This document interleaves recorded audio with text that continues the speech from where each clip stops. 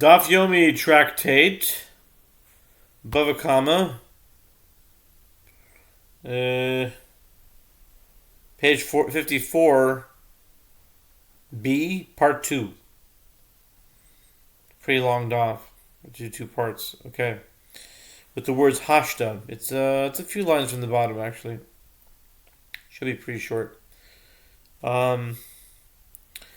The Gemara continues to analyze this matter. Now that you have said that the term kol is an amplification, why do I need the words your cattle stated in the first verse of the Ten Commandments?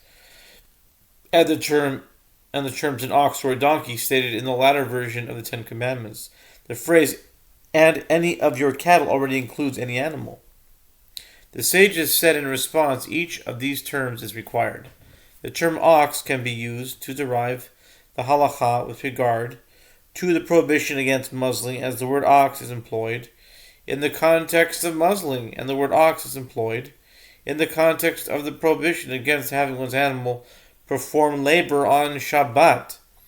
The term donkey can be used to derive the halacha with regard to the halacha of unloading a burden, as the word donkey is employed in the context of unloading a burden. See Exodus 23:5, and the word donkey is employed in the context of the prohibition against having one's animal perform labor on Shabbat. See Deuteronomy 5:14.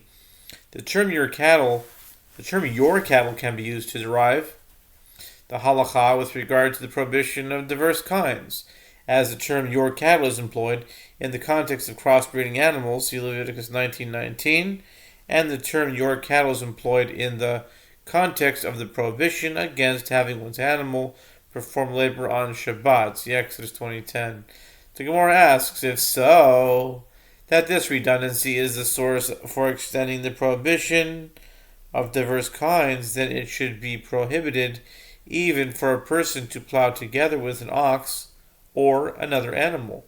Why then did we learn in the Mishnah in Kalayim 8:6 that it is permitted for a person to plow and pull with any of them, indicating that the prohibition relates only to animals? Rav Papa said, the sages of Papunai. Rav Papa said, Papunai. The sages of Papunya know the reason for this matter. And who are these sages? Rav Acha bar Yaakov, who was raised in Papunya. The reason is that the verse states,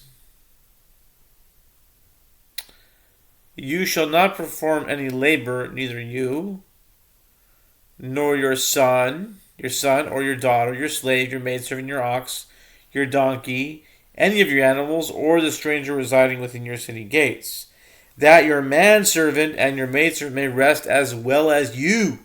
Deuteronomy 5:14, as if to say, I have equated people with animals only concerning resting on Shabbat, but not with regard to another matter.